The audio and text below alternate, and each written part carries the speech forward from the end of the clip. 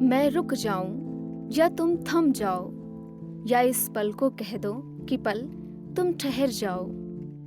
नमस्कार, आप सुन रहे हैं योगिता वाडे की लिखी पुस्तक साही और सुधीर, मेरे यानी नेहा के साथ। सुनिए सिर्फ बुक ऑडियो पर। चैप्टर 1, सुधीर। कुछ छूटा हुआ सा था जिंदगी में, वो छूटा ही रहा, पर उस छूटे हुए का कुछ हिस्सा मेरा आज भी पीछा करता है। वो पीछा करते हुए कभी समय नहीं देखता, बस पीछा करता है। उस छूटे हुए से मैं कितना भी पीछा छुड़ा लूं, वो ना चाहते हुए भी मेरी जिंदगी का हिस्सा बन गया है। सोते जागते, उठते बैठते, खाते पीते, हर जगह अपनी मौजूदगी का एहसास करा ही देता है।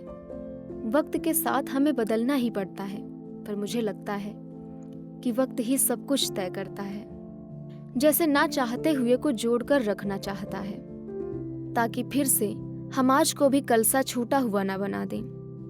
कुछ ख्वाहिशें ना टूटे, कुछ सपने ना बिखरने पाए। वो आखिरी पन्ना। मैंने उस किताब का आखिरी पन्ना अनगिनत बार पढ़ा, बार बार पढ़ा। मैं इतना रो रहा था जितना मैं पैदा होने पर भी नहीं रोया था। ऐसा मुझे लगता है, क्योंकि वो दिन मुझे याद नहीं। मेरी आंखों में आंसू रुकने का नाम ही नहीं ले रहे थे। मैं बच्चों की तरह विलख विलख कर रो रहा था।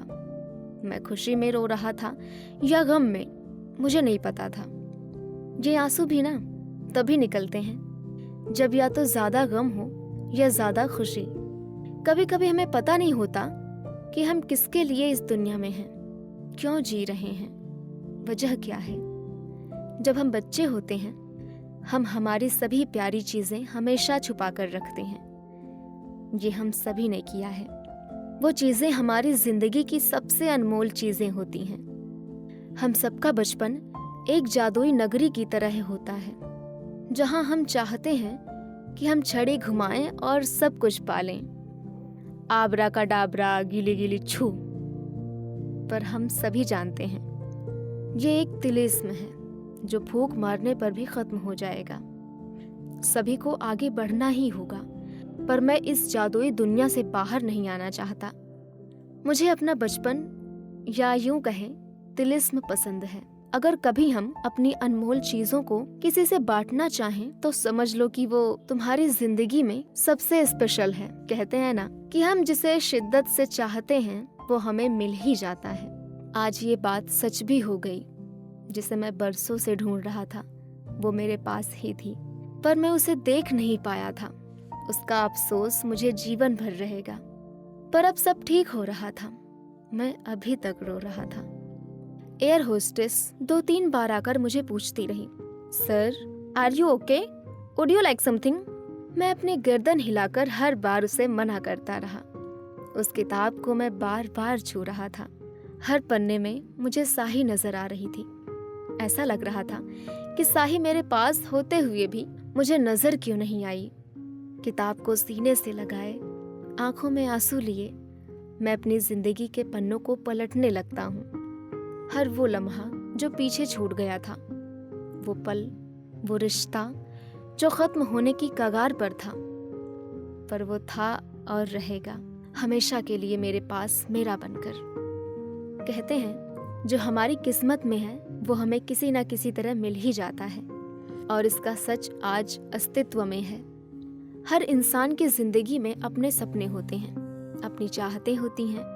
मैंने अपनी जिंदगी में कभी भी भागते हुए सपनों को पकड़ना नहीं चाहा, क्योंकि सपने कभी पकड़े नहीं जाते, हमें उन्हें पूरा करना पड़ता है। मुझे हमेशा से मेरी मंजिल की तलाश थी, एक सुकून जो कहीं नहीं था, पर वो साही ने पूरा किया, या मैं उससे मिलने के बाद पूरा हुआ। सफर लंबा था, मेरी आंखें आंसुओं से भरी हुई थी।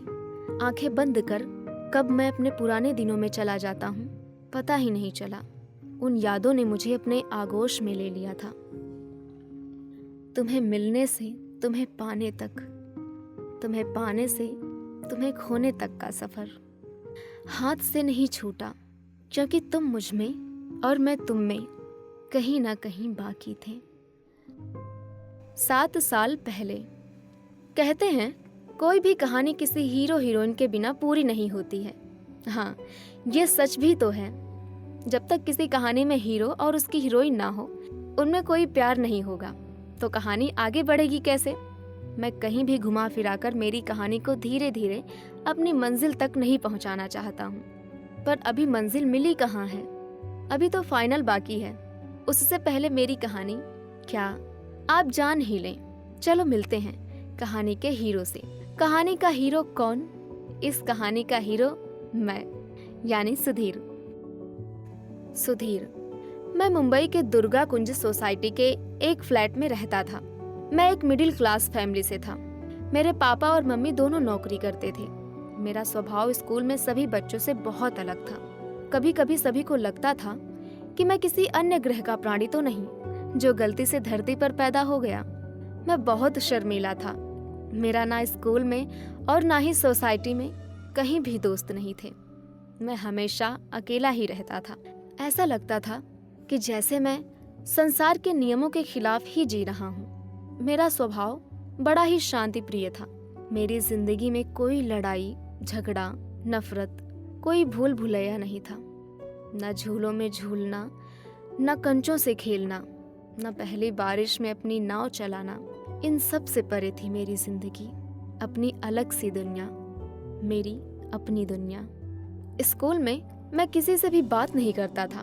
खासकर लड़कियां मुझसे हाय हेलो गलती से भी कर लेती तो मैं वहां से भाग खड़ा होता, मानो किसी ने मेरे आगे सुतली बम फेंक दिया हो।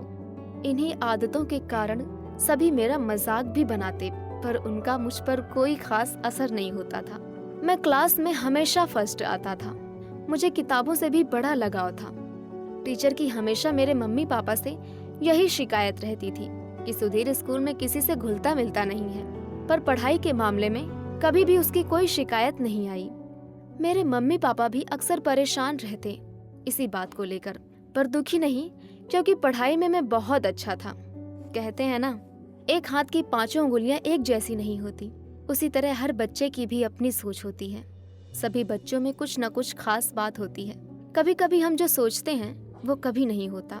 हर माँ बाप अपने बच्चों से कुछ अधिक की चाह रखते हैं, पर भगवान भी हर इंसान में कोई न कोई कमी जरूर छोड़ देता है और हर किसी में एक गुण भी डाल देता है। मेरे मम्मी पापा ने कभी भी अपने बेटे यानी मुझसे कोई बड़ी उम्मीद नहीं लगाई थी। वो तो बस यही चाहते थे कि मैं खुश रहूं, सबसे घुल मिलकर रहूं। मेरे पापा का नाम अजीत और मम्मी का नाम कामिनी था। वे बड़े ही खुले विचारों वाले इंसान थे और समझदार भी। मेरे पापा का स्वभाव मजाकिया और खुश मिजाज था, पर मैं वैसा बिल्कुल भी नहीं था। मेरे मम्मी पापा ने कभी मेरे ऊपर कोई रोक टोक नहीं लगाई और मैंने कभी उसका गलत इस्तेमाल नहीं किया। एक दिन मेरे पापा ने खाने के वक्त मुझसे पूछा, सुधीर तुम्हारी पढ़ाई कैसी चल रही है? अच्छी चल रही है। सुधीर एक बात बताओ। हाँ पापा बोलिए। मैं और तुम्हारी मम्मी तुम्हें पसंद नहीं क्या? हाँ पापा, आप दोनों मुझे पसंद हो। तो तुम हमसे घुलते मिलते क्यों नहीं और स्कूल में और अपने सोसाइटी में दोस्त क्यों नहीं बनाते हो? लड़खड़ाती आवाज में मैंने बोला, वो क्या? वो तुम्हें पता है, जब मैं तुम्हारी उम्र का था तब मेरे इतने सारे दोस्त हुआ करते थे कि उनकी कोई गिनती ही नहीं थी। मैं सिर्फ सुनता रहता हूँ। मेरी तरफ धीरे से झुककर पापा मुस्कुराते हुए बोले, तुमको पता है मेरी 2-4 गर्लफ्रेंड भी थी, पर ये बात तुम मम्मी को बताना मत। पापा की बातें सुनकर मैं भी धीरे से मुस्कुराता रहा। मेरी मम्मी ने आते हुए कहा, क्या बातें हो रही हैं मेरे पीठ पीछे? पापा और मैं धीरे से मुस्कुरा दिए। पापा ने कहा, कुछ नहीं, बस ऐसे ही तुम्हारी बुराई कर रहे थे। पापा की बातें सुनकर मम्मी भी मुस्कुरा देती हैं। पापा की बातें हमेशा ही मजेदार होती हैं। जल्दी से खाना खत्म कर मैं अपने कमरे में चला जाता हूँ। कामनी कहती है, अजीत मुझे सुधीर को लेकर बड़ी टेंशन है। पता नहीं कब ये हमसे खुलकर बातें करेगा और कब इसमें बदलाव आएंगे। अजीत कामनी का हाथ पकड़कर कहते हैं, कामनी सुधीर बिल्कुल ठीक है।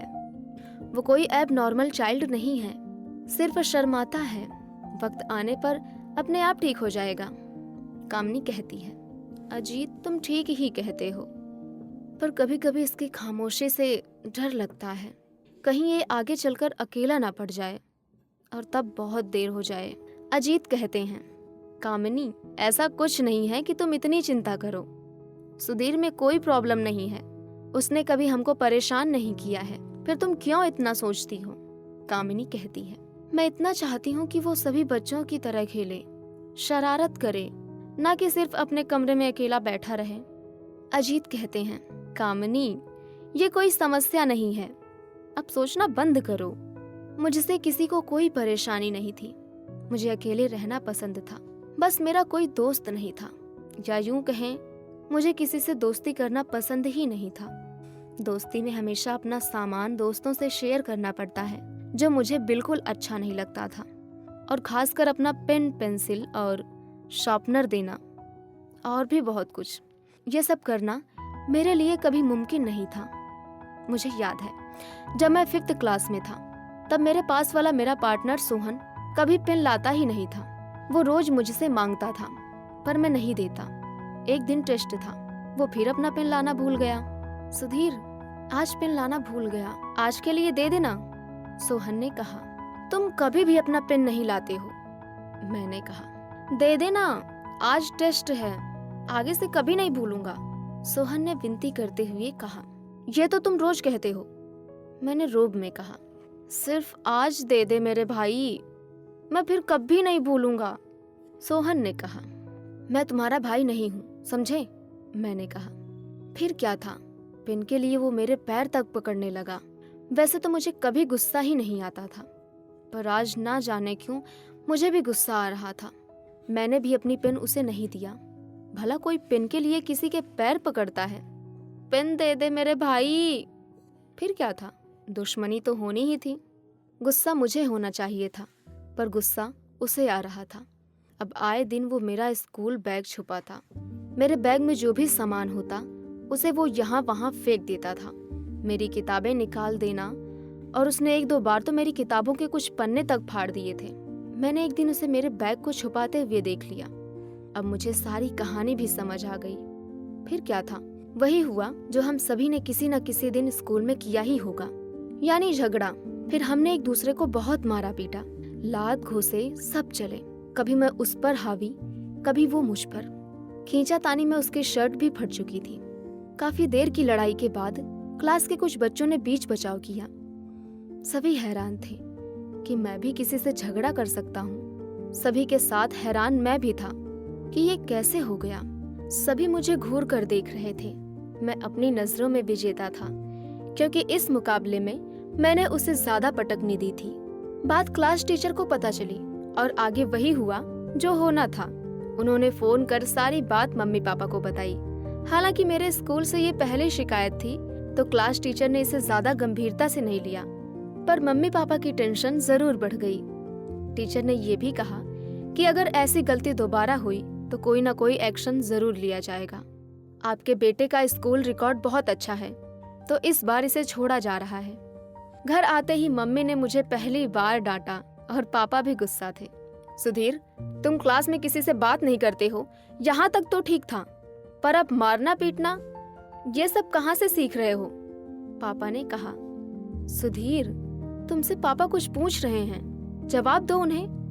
मम्मी ने कहा, तुम ऐसा भी कर सकते हो, मुझे विश्वास नहीं होता। तुम सुन रहे हो सुधीर? मम्मी ने कहा। पापा को देखकर पता ही नहीं लग रहा था कि पापा खुश हैं या दुखी। समझ नहीं आया। मैं सिर्फ हाँ ही कह पाया, वो भी धीरे से। हालांकि मैं मम्मी पापा के सामने कुछ भी कहने से बहुत घबराता था। पता नहीं मैं खुलकर बात क्यों नहीं कर पाता था। अगर मैं पापा को बताता कि हमारी लड़ाई एक पेंसिल से शुरू हुई थी, तो पापा डांटने के बजाय हंसना शुरू कर देते। लेकिन इस तरह से डांट खाना मुझे भी अच्छा लग रहा था, क्योंकि ये मेरे साथ रोज नहीं होता था। इस तरह के और भी कई हादसे हुए हैं, मगर ये मेरी जिंदगी की पहली लड़ाई थी जो मैंने मेरी नजरों में सिकंदर की तरह लड़ी। वही सिकंदर दोस्तों, जिसको हम सभी ने अपनी किताबों में पढ़ा है। सिकंदर का जन्म 356 ईसा पूर्व यूनान में हुआ था। उनको अलेक्जेंडर मोसिडोनिया के नाम से भी जाना जाता है। इतिहास में वे सबसे कुशल और यशस्वी सेनापति माने गए हैं। उसने बचपन से ही विश्व विजेता बनने का सपना देखा था और मात्र 33 साल की उम्र में ही उसकी मृत्यु हो गई थी। अब सिकंदर को छोड़ो और मेरी कहानी पर फोकस करो। मैंने मम्मी पापा दोनों की डांट बड़े मजे लेकर खाई, फिर अपने कमरे की तरफ चल दिया। कभी कभी कुछ छोटी सी बात हमें एक बड़ी सी खुशी देकर चली जाती है, या यूं कहें कि हमें उन बातों का होना अच्छा लगता है जो बातें हमारी जिंदगी में कुछ नया लेकर आती हैं। वो जरूरी भी है। हमारी रोजमर्रा की जिंदगी में अगर हम रोज एक ही ट्रैक पर चलते हैं तो ट्रैक बदलना भी जरूरी हो जाता है। पर मेरी जिंदगी में मेरी ट्रेन ऐसे ट्रैक पर कभी नहीं रुकी, सिवाय उस समय के। मुझे बचपन से ही अपना कमरा बहुत पसंद था। कमरे में पहुंचते ही सीधा मैंने पलंग पर जंप किया। मेरा कमरा ही मेरा सब कुछ था। यहीं आकर मुझे सारे जमाने भर की खुशियां मिलती थी। यही मेरा दोस्त था और यही मेरा सुख दुख का साथी भी। मैं अपनी तारीफ अपने मुंह से नहीं करना चाहता, पर आपको बता ही देता हूँ कि मैं पेंटिंग बहुत अच्छी बनाता हूँ। जो भी मेरी पेंटिंग को देखता है वो यही कहता है कि मेरी पेंटिंग मानो अपने आप में तराशा हुआ नगीना लगती है।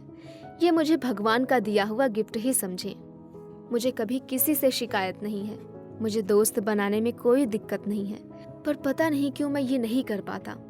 मैं उन दूसरे बच्चों की तरह नहीं हूँ जो एक बार मिलने पर ही कई दोस्त बनाते हैं और उतनी ही जल्दी उन दोस्तों को तलाक दे देते हैं। कई बच्चे तो ऐसे होते हैं जो हर किसी को कहते हैं तुम मेरे सबसे अच्छे दोस्त हो। तुमसे अच्छा तो मेरा इस दुनिया में कोई दोस्त है ही नहीं। फिर चाहे वो एक दूसरे से महीनों ना मिलते हों, ना बात करते हों। मैंने भी ये फैसला किया था कि मैं जिस दिन किसी को अपना दोस्त बनाऊंगा उसे कभी नहीं छोड़ूंगा।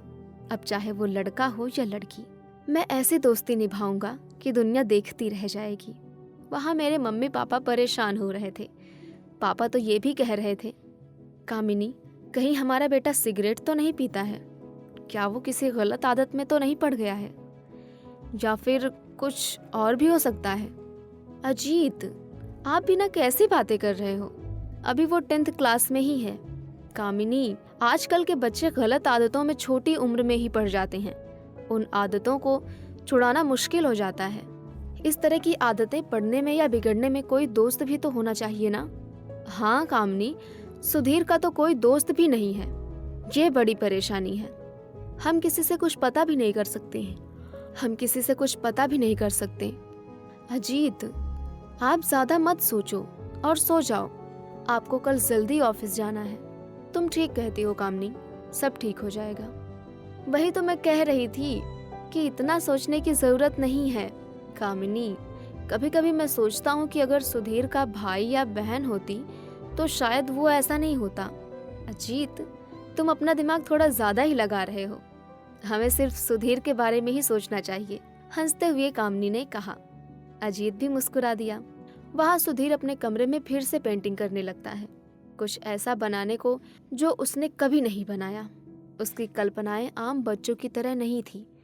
उसके सोचने की क्षमता उसकी उम्र से कहीं आगे बढ़कर थी। कुछ ऐसे ही रंग डालता था वो अपनी पेंटिंग में। सुधीर की पेंटिंग वो बयां करती थी जो सुधीर किसी से नहीं कह पाता। वो बचपन से ही अपने सारे एक्सप्रेशन अपनी पेंटिंग में ही कहता था। उसकी पेंटिंग के कलर कुछ अलग ही कहानी कहते, वो कहानी जिस पर किताबें लिखी जा सकती हैं। वो हमेशा बड़ी ही खूबसूरत पेंटिंग बनाता था। स्कूल में भी सुधीर पेंटिंग कंपटीशन में कई सारे इनाम जीत चुका था, पर सुधीर को कोई अच्छा मौका अभी तक नहीं मिला था जहां वो अपनी प्रतिभा दिखा सके। उसकी प्रतिभा अभी उसी तक ही सीमित थी। इस बारे में अभी तक किसी ने सोचा नहीं था। अभी तक उसकी आंखों में कोई सपना नहीं था, कोई ठहराव नहीं था। उसे भी पता नहीं था उसकी जिंदगी का मकसद क्या है।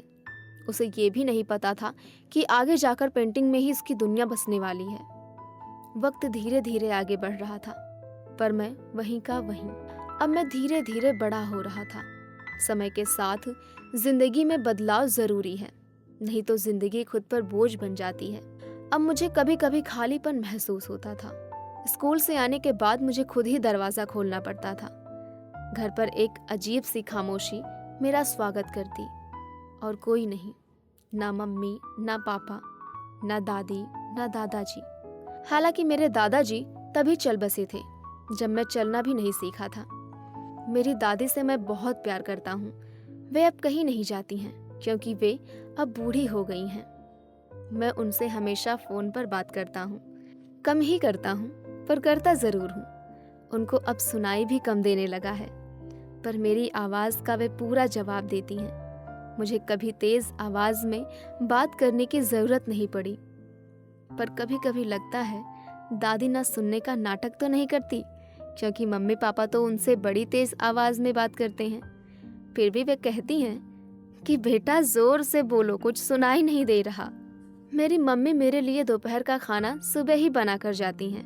मैं ब्रेकफास्ट में अक्सर मिल्क ब्रेड बटर ही खाना पसंद करता हूँ। स्कूल में भी लंच की सुविधा है। मैं घर पर आकर भूख लगने पर खाना गर्म कर खा लेता हूँ। मेरे मम्मी पापा ऑफिस से कभी कभी बड़ी देर से आते थे, कभी जल्दी भी आ जाते थे, पर ऐसा कम ही होता था। अब मैं कभी कभी सोचने लगा था कि मुझे कुछ दोस्त बना लेना चाहिए, कुछ चीज़ों की कमी जो सिर्फ दोस्त ही पूरा कर सकते हैं। ना कहते हुए भी बहुत कुछ कह जाता हूँ, खुद गर्ज सा होकर तुझे ढूंढता हूँ। कभी कभी एतबार खुद पर भी नहीं होता, कमबख्त दिल ना जाने कौन सी गली में जा अटका है। ना खुद की कोई खबर, ना कोई ठिकाना है। अब तक पाने की कोई चाह ना थी मुझ में, कुछ खोने का कोई गम ना था। फिर किस कश्मकश में दिल उलझ रहा किसी नई कहानी के लिए।